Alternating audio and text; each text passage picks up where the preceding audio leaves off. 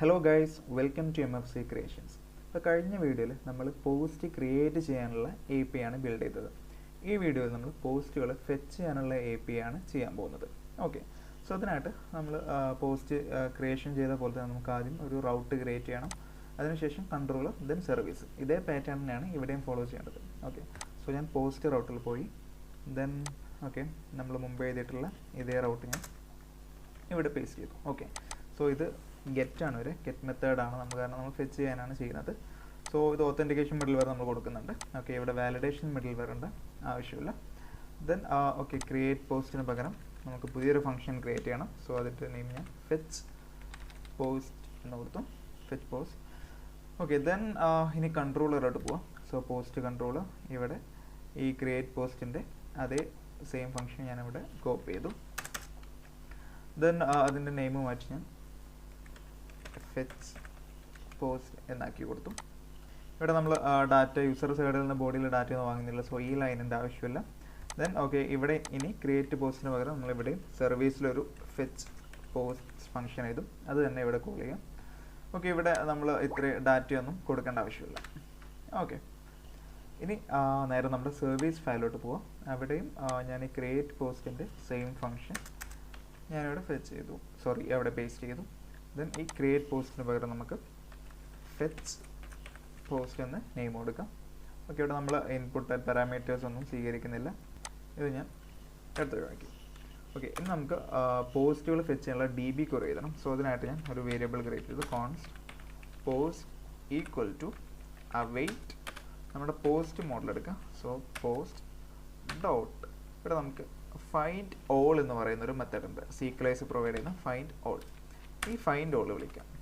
Okay, ഇത്രയും ചെയ്യേണ്ടുള്ളൂ നമുക്ക് ഒരു DBയിൽ നിന്നും ഡാറ്റ ഫെച്ച് ചെയ്യാനായിട്ട്. ഇനി ഇത് പോസ്റ്റ് റിട്ടേൺ ചെയ്യണം. സോ അതിന് പകരം ഞാൻ ഇവിടെ ഡയറക്റ്റ് ആയിട്ട് ഒരു റിട്ടേൺ കൊടുത്തു. ഓക്കെ, സോ ഫൈൻഡ് ഓൾ ആണ്. സോ നമ്മൾ DBയിലുള്ള എല്ലാ പോസ്റ്റുകളും ഇത് എടുത്തുകൊണ്ട് വരും. സോ നമുക്കറിയാം ഒരു പോസ്റ്റ് റിട്ടേൺ ചെയ്യുന്നതിൻ്റെ ഇൻ്റർഫേസ് പോസ്റ്റ് ആട്രിബ്യൂട്ട്സ് എന്നാണ്. സോ ഇവിടെ ഒരു അറേ ഓഫ് പോസ്റ്റുകളായിരിക്കും വരിക.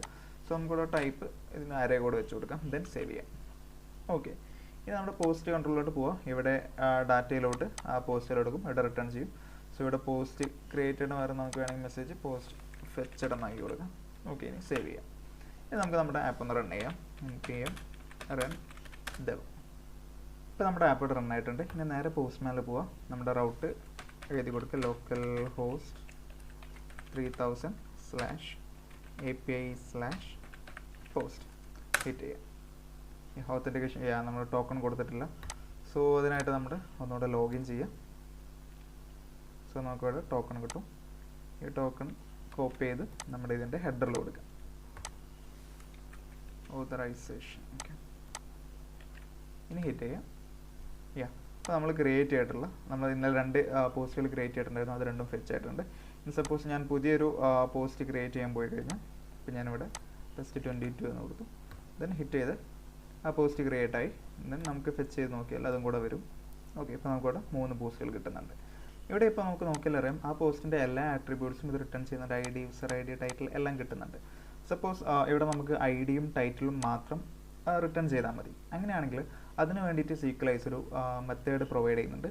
അത് നമുക്ക് ഈ ഫൈൻഡ് ഓളിനകത്ത് സ്പെസിഫൈ ചെയ്ത് കൊടുക്കാം. ഓക്കെ, സോ ഈ ഫൈൻഡ് ഓളിനകത്ത് ഇത്രയും മെത്തേഡ്സ് Sequelize കൊടുക്കുന്നുണ്ട്. നമുക്ക് ഓരോന്നും വരുന്ന വീഡിയോസിൽ നമുക്ക് ഡിസ്കസ് ചെയ്യാം. സോ ഇവിടെ ആട്രിബ്യൂട്ട്സ് എന്ന് പറയുന്നൊരു പാരാമീറ്റർ ഉണ്ട്. അതിനകത്തോട്ട് നമുക്ക് വേണ്ട, നമുക്കിപ്പോൾ ഏതെങ്കിലും സ്പെസിഫിക് പാരാമീറ്റേഴ്സ് മാത്രം മതിയെങ്കിലും അത് സ്പെസിഫൈ ചെയ്ത് കൊടുക്കാം. ഇവിടെ ഞാൻ IDയും അതുപോലെ തന്നെ ടൈറ്റിലും കൊടുത്തു. ഓക്കെ, ഇനി ഞാൻ സേവ് ചെയ്തിട്ട് ഈ സെയിം API ഞാൻ ഒന്നുകൂടെ ഹിറ്റ് ചെയ്ത് കഴിഞ്ഞാൽ എനിക്ക് കിട്ടുന്നത്, ഓക്കെ ആപ്പ് റൺ ആയതേ ഉള്ളൂ. ഇനി ഞാൻ ഹിറ്റ് ചെയ്ത് കൊടുത്താൽ എനിക്കിവിടെ ആ എല്ലാ പോസ്റ്റുകളുടെയും IDയും ടൈറ്റിലും മാത്രമേ റിട്ടേൺ ചെയ്യത്തുള്ളൂ. ഓക്കെ, ഇതിനാണ് ആട്രിബ്യൂട്ട്സ് എന്ന് പറയുന്ന ഈ ഒരു പാരാമീറ്റർ നമ്മൾ ഫൈൻഡ് ഓളിൻ്റെ കൂടെ കൊടുക്കുന്നത്. ഓക്കെ, ഇങ്ങനെയാണ് ഒരു ബേസിക് ആയിട്ടുള്ള ഒരു ഗെറ്റ് API എഴുതുന്നത്. ഓക്കെ, ഇത് നമുക്ക് വേണ്ട രീതിയിൽ ഇനിയും കസ്റ്റമൈസ് ചെയ്യാവുന്നതാണ്. നമുക്ക് അടുത്ത വീഡിയോസിൽ ഇതിനെ ഒരു ഡീറ്റെയിൽ ആയിട്ട് നോക്കാം. ഓക്കെ, സോ ഈ വീഡിയോയിൽ ഇത്രേ പറയുന്നുള്ളൂ. അടുത്തൊരു വീഡിയോ ആയിട്ട് വീണ്ടും കാണാം. Thank you for watching.